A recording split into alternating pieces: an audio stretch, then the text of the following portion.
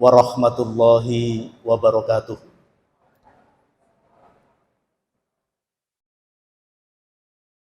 Sepertinya masih belum panas ini mesinnya ya.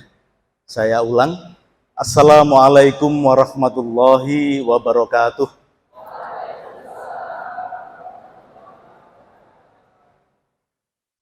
Alhamdulillah. Alhamdulillahi rabbil alamin. Assalatu wassalamu ala asrafil anbiya wal mursalin wa ala alihi wa sahbihi ajmain. Amma ba'd. Puji syukur kehadirat Allah Subhanahu wa Ta'ala. Pada sore hari ini saya bisa bermuajahah dengan adik-adik ya. Ini semuanya adalah adik-adik remaja, adik-adik mahasiswa Undip semuanya ya. Ada yang enggak Undip. Susah juga untuk membedakan mana Undip dan tidak Undip. Tetapi paling tidak sore ini kita bersyukur kepada Allah Subhanahu wa Ta'ala, kita bisa bertemu muka yang pada 2 tahun yang lalu atau setahun yang lalu kita pertemuan seperti ini menjadi hal yang sulit kita lakukan. Sholawat serta salam kita sampaikan kepada junjungan kita Nabiullah Muhammad Sallallahu Alaihi Wasallam, para sahabatnya, keluarga, hingga yaumil qiyamah. Amin ya rabbal alamin. Hadirin dan adik-adik mahasiswa, saya diminta oleh panitia menyampaikan kajian wisata Ramadan yang dalam hal ini kami akan sampaikan dari perspektif background saya sebagai seorang saintis di bidang marine science. Lautan, kelautan, lautan dalam perspektif Al-Quran. Kami berupaya untuk memberikan satu fakta-fakta empirik terhadap apa yang sudah difirmankan oleh Allah Subhanahu wa Ta'ala di dalam Al-Quran. Jadi apa yang sudah ditafsirkan oleh para ahli tafsir tentang ayat-ayat mengenai lautan ini menjadi menarik ketika kita sudah mendapatkan satu fakta-fakta empirik mengenai ilmu kelautan itu sendiri. Yang dari kelautan ada enggak? Angkat tangan. Oh, tidak ada. Oh, ada satu. Terima kasih. Anda nanti berarti yang akan bisa melanjutkan penjelasan saya jika tidak atau kurang memberikan pengertian kepada saudara-saudara. Hadirin hadirin sekalian, lautan ini menjadi istimewa di dalam Al-Quran ketika para ahli itu menghitung jumlah ayat-ayat Al-Quran dibandingkan dengan ayat-ayat yang membahas mengenai daratan. Di mana keistimewaannya? Ayat-ayat berbicara mengenai kelautan atau lautan dibandingkan daratan. Itu tertulis di situ kalau tidak salah 32 adalah ayat-ayat lautan, 13 adalah ayat-ayat yang berbicara mengenai daratan. Jika kita jumlah 32 ditambah 13 berapa? Pakai HP 45. 32 per 45 berapa? Berapa, Mbak? Sudah bawa pensil ya? Sudah bawa. 32 dibagi 45 berapa persen? Kali 100%. Ada yang sudah menghitung? Berapa? Iya, berapa persen? 71%. Dan itu sama persis dengan proporsi luas lautan kita di dunia ini. 71%. 71, sekian ya, harusnya 71, sekian lah. Ya sama teman sendiri enggak apa-apa. Artinya apa? Berarti ayat-ayat Allah yang diturunkan pada beberapa abad yang lalu mengkonfirmasi bahwa proporsi luasan laut kita itu ternyata sama dengan yang telah terukur saat ini. 71 sekian persen. Maha suci Allah dengan segala firman-Nya. Rabbana ma khalaqta hadza batilan subhanaka faqina adzabannar. Kita hanya bisa menyampaikan itu, kita hanya bisa berdoa kepada Allah seperti itu. Bayangkan pada saat kondisi dunia atau pada saat itu peradaban di Arab dalam keadaan jahiliyah, kemudian turun Al-Quran yang saat ini kita menjadikan pedoman kita. Di saat mana Nabiullah Muhammad SAW adalah dikenal sebagai umi, sebagai orang yang tidak bisa berbicara, tidak bisa baca tulis, tetapi tahu karena ini adalah firman Allah Subhanahu wa taala. 71%. Berarti sisanya 29 atau 28, sekian persen adalah daratan kita. Ini sebuah keistimewaan yang ditemukan dari proporsi ayat-ayat lautan dibandingkan daratan di Al-Quran itu. Jumlahnya ternyata atau proporsinya ternyata 2/3 atau 71 sekian persen adalah luasan atau proporsi persentase lautan. Yang kedua, hadirin yang dimuliakan Allah Subhanahu wa taala,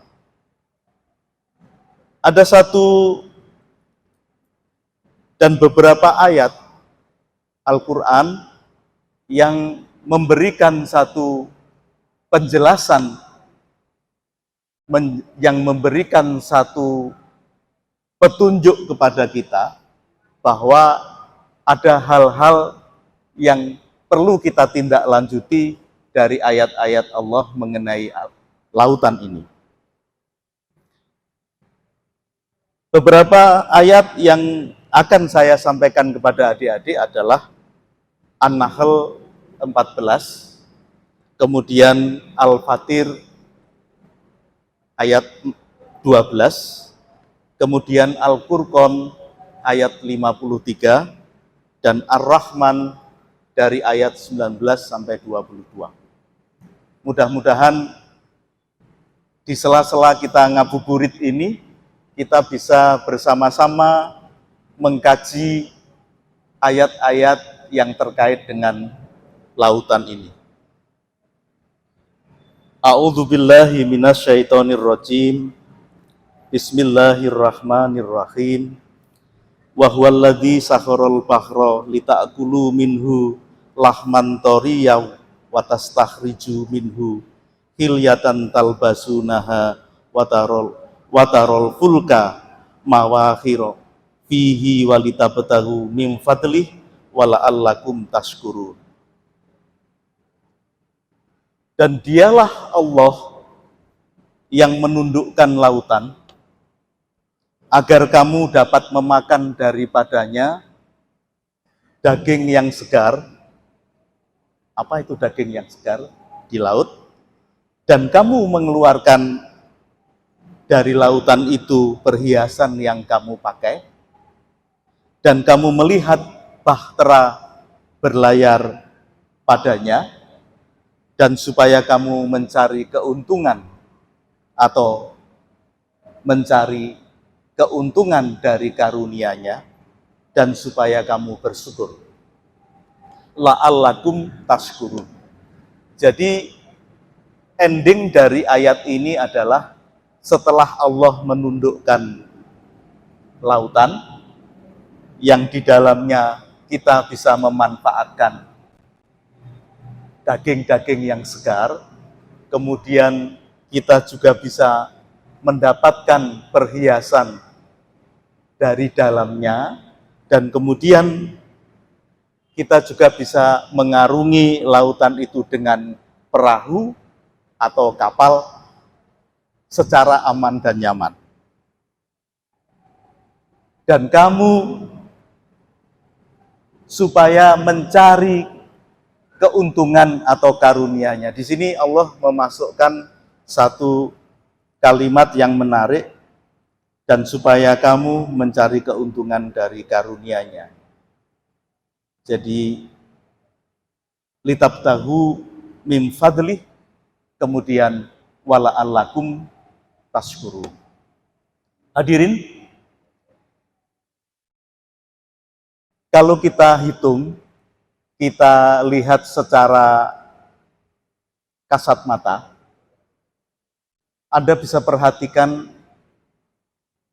tempat-tempat di mana ekonomi bisa berkembang dengan pesat adalah tempat-tempat di mana? Di kota. Apa di desa nggak bisa? Di kota. Dan kota itu rata-rata muncul di daerah pesisir. Di daerah pesisir. Misalnya, ibu kota kita saja, Jakarta, Jayakarta, adalah di pesisir. The big city di USA adalah New York, ada di pesisir. Di Asia Pasifik, negara kota yang padat adalah Tokyo. Semuanya kalau kita perhatikan lahir di daerah pesisir, di mana secara sejarah bahwa manusia membutuhkan sumber pangan, membutuhkan sandang dan pangan berada di daerah pesisir.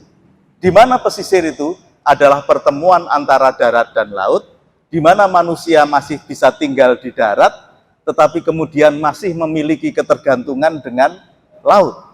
Bahkan di daerah-daerah yang sifatnya pesisir itu memiliki muara sungai besar. Mesir yang memiliki sungai Nil, dia adalah kota yang juga berada di pesisir. Kota-kota besar rata-rata berada di pesisir. Karena Allah di sini memberikan satu jaminan bahwa Allah menundukkan lautan, di situ kemudian ada aktivitas pengambilan sumber daya perikanan, ada transportasi perdagangan. Dulu perdagangan menggunakan kapal, menggunakan perahu. Bahkan Alkisah Nabiullah yang diperintahkan membuat kapal, itu adalah alat transportasi pertama yang diperintahkan oleh Allah, berada di laut. Disinilah keistimewaannya laut. Jadi laut itu menjadi satu fungsi transportasi perdagangan. Anda ingin mendapatkan kapal sebesar apapun, ada di laut. Baik itu kapal wisata seperti Awani Dream, seperti apalagi ya, Dream yang lain adalah menggunakan fasilitas laut. Begitu pula pengapalan apa itu ya, kontainer yang besar-besar itu semuanya melalui laut. Jadi transportasi sebagai alat transportasi, fasilitas transformasi yang murah dan efisien. Apakah mungkin jika sekiranya pesawat itu sebesar apapun akan tetap besar kapal? Misalnya kapal induk Amerika, seperti satu kampung begini, bisa dihadirkan di laut dan bisa berjalan dari satu tempat yang satu ke tempat lainnya. Subhanallah. Jadi laut ini ternyata secara tradisional sudah dimanfaatkan oleh manusia untuk transportasi, perdagangan, dan kemudian muncullah kota-kota, berkembang kota-kota di pesisir. Maka dari itu, adik-adik, saya rasa ini penting menjadi catatan kita, baik saudara itu memiliki background perencanaan wilayah kota atau wilayah kawasan. Anda penting untuk mengetahui sejarah bagaimana laut itu menjadi bagian penting dalam pengembangan peradaban manusia.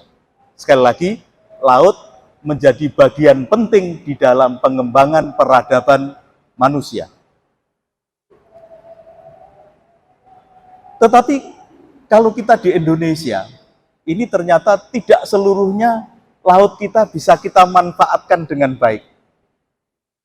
Bahkan saya senang sebenarnya ada trendsetter anak-anak muda ini kemudian sedikit ke arah Asia, menyenangi budaya Korea, menyenangi budaya Jepang. Harapan saya Anda juga menyukai budaya mereka yang menghargai laut. Makanan mereka sebagian besar adalah makanan laut dan mahal lagi. Jika Anda memesan satu porsi sushi, Anda memesan satu porsi apa yang sebangsa ikan-ikan tuna yang fresh, segar, harganya bukan main. Anda nanti bisa bandingkan jika Anda sekolah atau studi keluar ke Jepang maupun ke Korea. Bagaimana mereka menghargai produk-produk laut. Dan mereka melakukan satu eksplorasi, sentuhan-sentuhan teknologi pangan untuk kemudian menjadi satu ikon negara, ikon anak muda, dan mereka dengan makan ikan yang segar tersebut, anak-anak mereka menjadi cerdas, menjadi bergizi. Ini yang penting menjadi teladan kita, bukan ke arah mereka yang kemudian menjadi orang-orang pesohor, kemudian menjadi terkenal. Bukan itu yang akan kita contoh, tetapi semangatnya untuk menghargai produk-produk laut dan menjadi ikon pengembangan negara tersebut. Hadirin, kita masuk pada ayat berikutnya adalah Al-Fatir. Di Al-Fatir ini tidak lagi Allah membicarakan mengenai yang sifatnya menundukkan laut, tetapi di sini Allah sudah memberikan satu perbedaan terhadap ada dua lautan. Bismillahirrahmanirrahim. Wa ma yastawil bahroni hadza adbun furatun sabihun sarobuhu wa hadza milhun ujajun wa min kulli ta'kuluna lahman toriyam wa tastahrijuna hilyatan talbasu naha wa tarol fulka fihi mawakhira litabtahu min fadli wala allakum tashkurun. Ada kesamaan di akhir ayat ini, yaitu litabtahu min fadlihi wala allakum tashkurun. Jadi selalu Allah di akhir ayat ini supaya kamu mencari keuntungan dari karunia-Nya dan supaya kamu bersyukur. Jadi selalu di akhir ayat ini yang terkait lautan, Allah memberikan ending adalah supaya kamu mencari keuntungan dari karunia-Nya wala'allakum tashkurun, dan supaya kamu bersyukur. Ayat yang kedua ini, adik-adik sekalian, Al-Fatir ayat 12, dan tiada sama antara dua laut. Yang ini tawar segar, sedap diminum, dan yang lain asin lagi pahit. Ada dua ini. Dan masing-masing laut itu kamu dapat memakan daging yang pada masing-masing, dapat memakan daging yang segar, dan kamu dapat mengeluarkan perhiasan yang dapat kamu memakainya, dan pada masing-masingnya kamu lihat kapal-kapal berlayar, membelah laut, kemudian diakhiri dengan supaya kamu dapat mencari keuntungan dari karunia-Nya, la'allakum tashkurun. Jadi hampir sama pesan yang diberikan, redaksi yang diberikan, mulai dari mendapatkan ikan segar, perhiasan, bahtera yang berlayar, kemudian agar Anda mendapatkan keuntungan dari karunia-Nya dan la'allakum tashkurun. Tetapi yang penting yang pertama adalah tiada sama dua lautan, yang satu tawar lagi segar dan dapat diminum, sedap diminum begitu ya, dan lainnya adalah asin lagi pahit. Jadi Allah sedang memberikan deskripsi bahwa ada dua lautan di bumi ini yang juga menghasilkan keuntungan-keuntungan bagi manusia, perikanan, kemudian perhiasan, kemudian transportasi. Dua-duanya bisa. Kalau kita lanjutkan dengan penjelasan dari Al-Furqan, hadirin, di sini Al-Furqan 53, dan dialah yang membiarkan laut yang mengalir berdampingan, yang ini tawar lagi segar, dan yang lain asin lagi pahit, dan dia jadikan antara keduanya dinding batas yang menghalangi. Kita masuk ke yang lebih advance dan lebih detail, bahwa lautan itu ternyata ada dua. Yang satu tawar lagi segar, yang lainnya adalah asin lagi pahit. Dan para ahli tafsir mengartikan bahwa ini adalah pertemuan antara air sungai dan air laut. Pertemuan antara air sungai dan air laut ini menjadi terkonfirmasi ketika kita mendapatkan surah Ar-Rahman ayat 19 sampai 22. Bismillahirrahmanirrahim. Marajal bahraini yaltaqiyani bainahuma barzakhul la yabghiyan. Wa bi ayyi ala'i rabbikuma tukadziban. Yakhruju minhuma lu'lu'u wal marjan. Dijelaskan di dalam Ar-Rahman di ayat 19 ini, dia membiarkan dua lautan yang mengalir, yang keduanya kemudian bertemu. Antara keduanya ada batas yang tidak dilampaui masing-masing.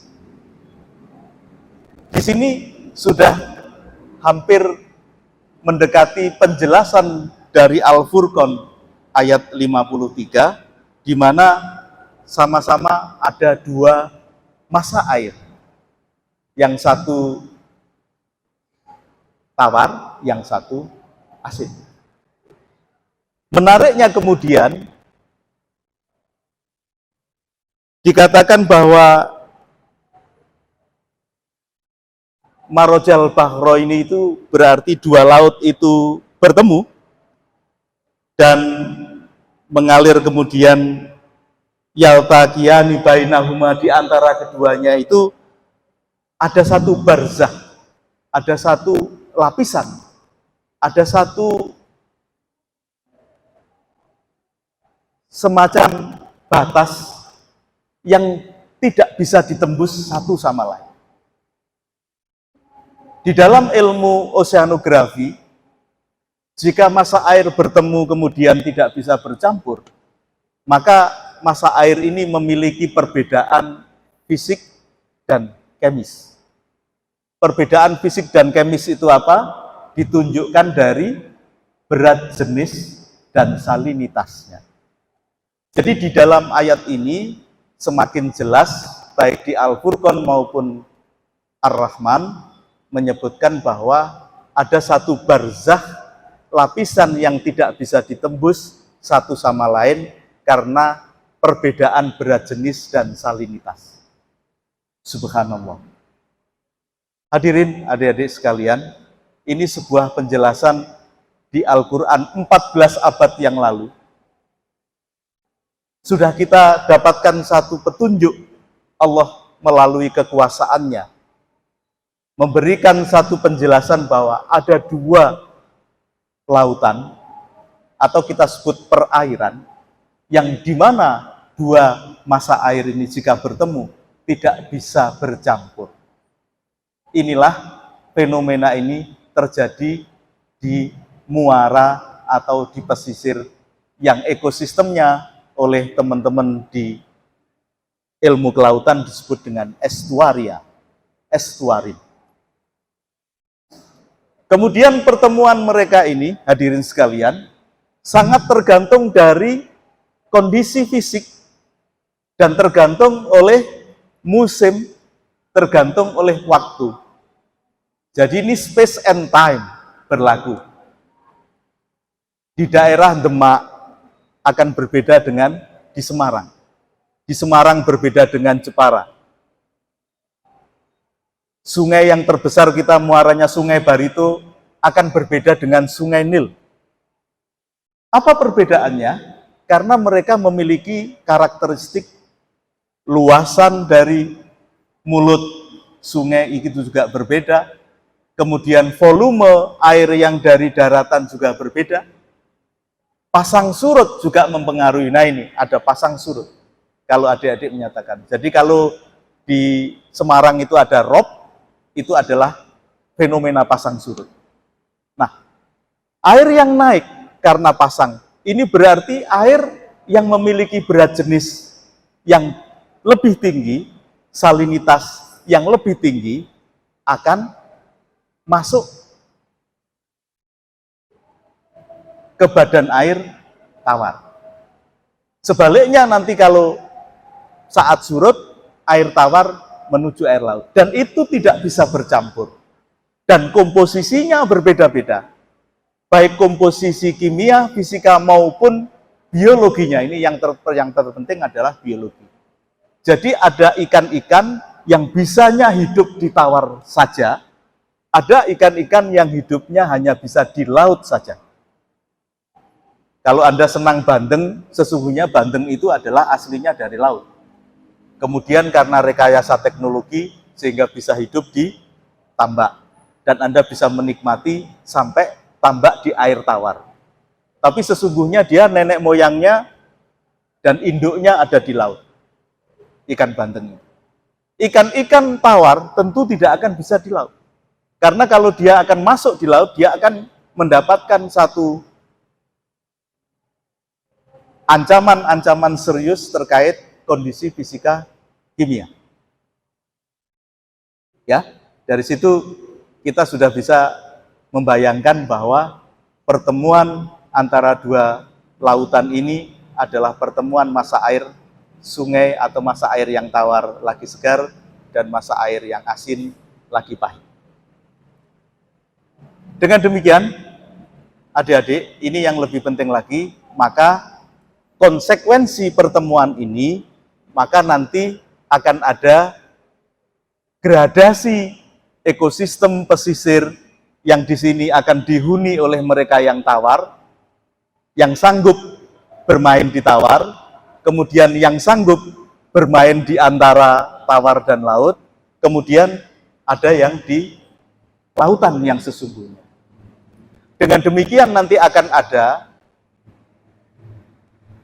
biota-biota, hewan-hewan, tumbuhan-tumbuhan, tanaman-tanaman yang hanya bisa hidup di tawar, di antara tawar dan laut, dan di laut. Subhanallah. Dari ayat yang hanya 19 sampai 22 ini, sesungguhnya hanya 3 ya. Karena yang diselipkan di situ fabi ayyi ala'i rabbikuma tukadziban, tapi penjelasan mengenai percampuran ini terjadi di 19, 20 dan 22. 22 itu adalah produknya. Apa ini maksudnya, Pak? Kok yang 22 produknya?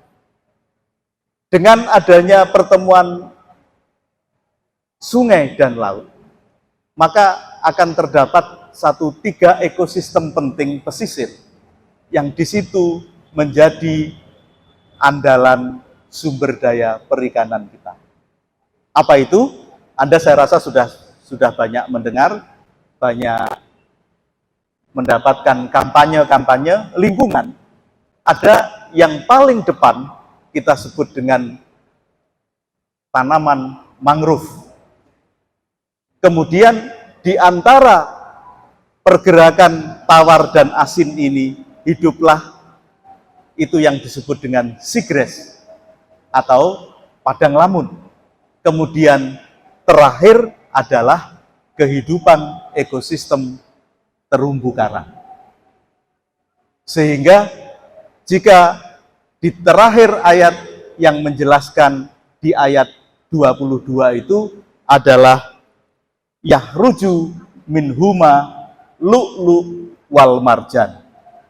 Dari keduanya keluar mutiara dan marjan. Marjan dalam bahasa Arab adalah koral. Sehingga kalau marjan di Indonesia berbeda ya. Kalau marjan pada saat menjelang ngabuburit begini ini dinanti-nantikan. Tapi marjan di sini adalah koral. Ini yang para ahli tafsir mengartikan lebih luas sebagai perhiasan. Kami, orang-orang marine scientist, ilmu kelautan, mengidentifikasi bahwa ekosistem pesisir, mangrove, padang lamun, dan terumbu karang memiliki satu hubungan dengan pertemuan 2 masa air ini. Subhanallah. Hadirin sekalian. Artinya apa? Selain laut sebagai sumber makanan, daging segar, ikan-ikan segar, kemudian alat transportasi, dan juga merupakan tempat perhiasan, laut ternyata juga adalah merupakan satu sumber di mana ini adalah ekosistem penting yang di mana nanti menguasai hajat hidup orang banyak. Apa yang ada di balik hubungan ketiga ekosistem itu? Ikan-ikan di terumbu karang, anak-anaknya diasuh di mangrove dan di padang lamun. Saya ulang, ikan-ikan di terumbu karang, anak-anaknya diasuh di mangrove dan di padang lamun. Jadi mahasiswanya ada di terumbu karang, tetapi saat SD, PAUD, SMP dia berada di mangrove. Ketergantungan, connectivity, keterhubungan dari ekosistem-ekosistem ini merupakan satu bukti bahwa kebesaran Allah Subhanahu wa Ta'ala. Allahu Akbar. Kita tahunya bahwa itu ada mangrove yang nantinya biasanya digunakan untuk tambak di sekitarnya. kemudian padang lamun hanya seperti alang-alang yang tidak berguna. Kemudian ada terumbu karang yang indah. Nah, terumbu karang yang indah ini adalah sebuah perhiasan. Dan saat ini menghasilkan devisa yang besar. Raja Ampat di Papua, semua orang asing tahu, mereka bisa menyewa lifeboat, kemudian mereka pergi ke sana, sehingga devisa negara menjadi bertambah karena banyaknya orang-orang berwisata di ekosistem terumbu karang. Orang-orang pesisir, orang-orang kecil mendapatkan limpahan ekonomi, mendapatkan berkah dari kegiatan wisata bahari, baik itu yang menyelam maupun snorkeling, maupun mereka yang melakukan satu kegiatan-kegiatan yang sifatnya rekreasi. Hadirin sekalian, adik-adik yang dirahmati Allah Subhanahu wa Ta'ala, pengertian-pengertian ini penting saya berikan kepada saudara. Yahruju min huma lu'lu'u wal marjan. Tidak hanya menghasilkan perhiasan berupa mutiara, ya, perhiasan kan yang selalu didambakan oleh para ibu-ibu ini atau para calon ibu-ibu ini selalu mutiara. Sehingga ini juga merupakan satu ikon yang menjadi saat ini disebut perhiasan itu adalah perhiasan untuk wanita. Bisa saja perhiasan itu adalah pengembangan wisata bahari yang kemudian akan menjadi besar, memberikan satu efek ekonomi, blue ekonomi, ekonomi biru bagi masyarakat pesisir. Ini adalah juga penting. Jadi adik-adik yang dirahmati Allah, di sini kemudian kita bisa berikan satu clue bahwa Allah berkuasa untuk membiarkan proses alami mengalirnya masa air yang tawar lagi segar dan yang asin lagi pahit, atau sebaliknya mengalir satu di antara yang lain tapi tetap berdampingan. Kemudian model pertemuan ini sangat ditentukan oleh musim, waktu, lokasi, kemudian ditentukan pula oleh tipe-tipe pasang surut.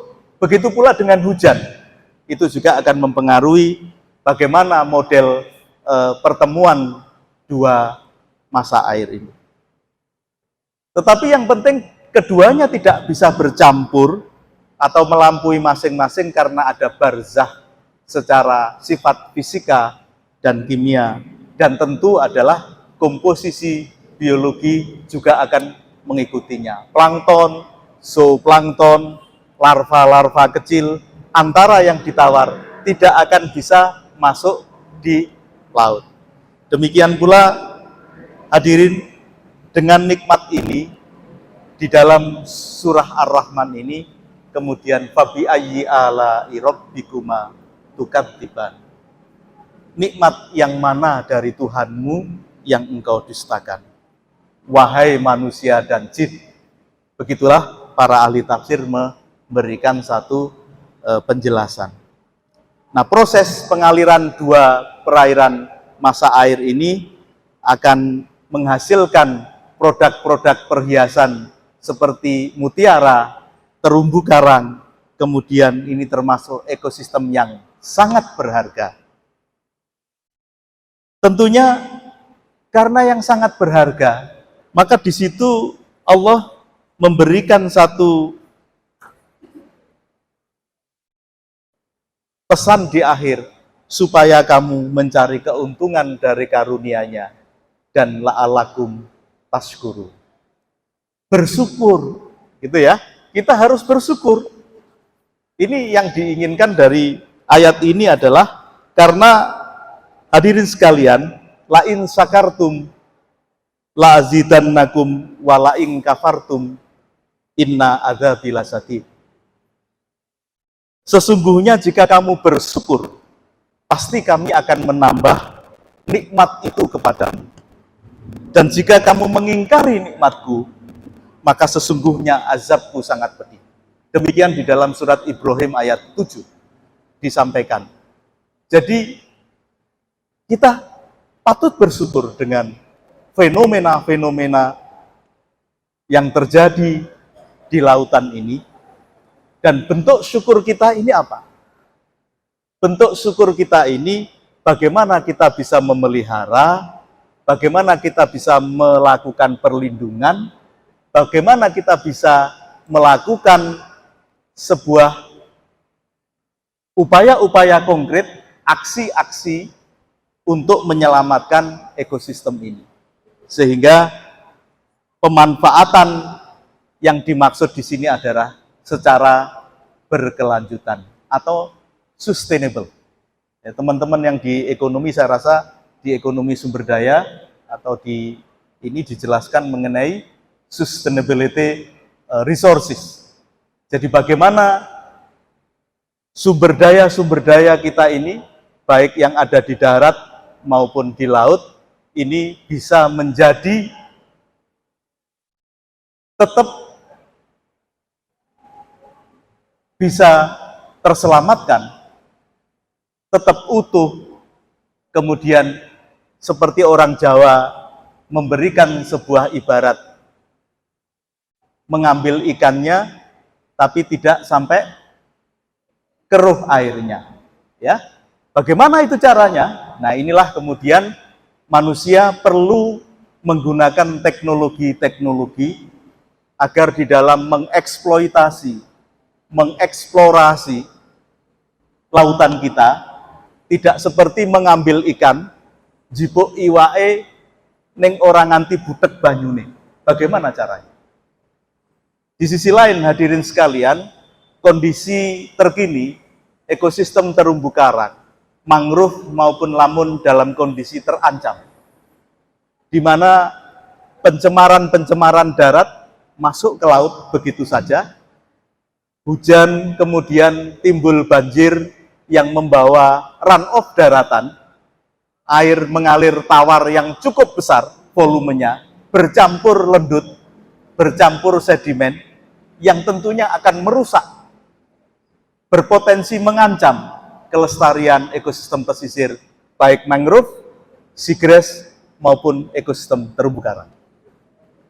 Ini yang harus kita lakukan, karena Allah sudah ngendikan, ya, doharol fasad fil barri wal bahr bima kasabat aydin nas liyutikum ba'dallati amilu yarji'un. Telah nampak kerusakan di darat dan di laut yang disebabkan oleh karena perbuatan tangan manusia, bima kasabat aydin nas, supaya Allah merasakan kepada mereka sebagian dari akibat perbuatan mereka, agar mereka kembali ke jalan yang benar. Hadirin yang dimuliakan Allah Subhanahu wa Ta'ala. Jadi pesan yang perlu kita tarik dari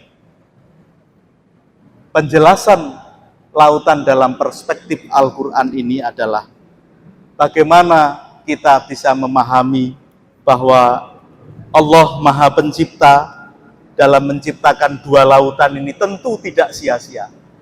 Ya, tentu tidak sia-sia. Jadi kita harus bisa memanfaatkan dengan bijak, wisdom, ya, dengan cara mengeksploitasi secara berkelanjutan.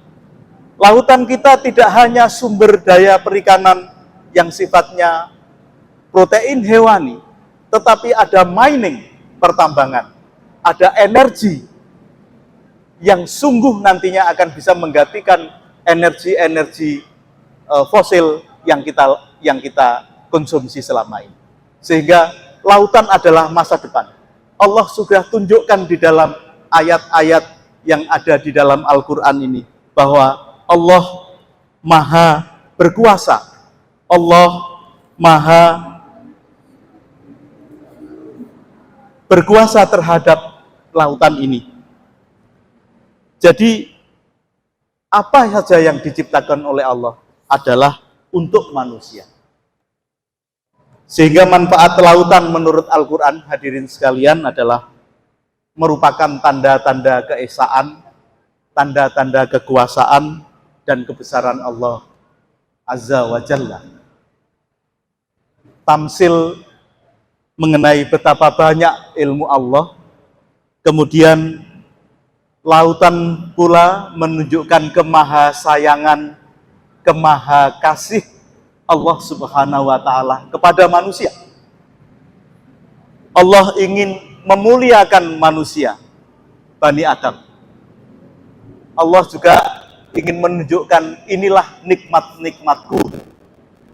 Dan tentu sumber pangan, sumber makan, kesehatan.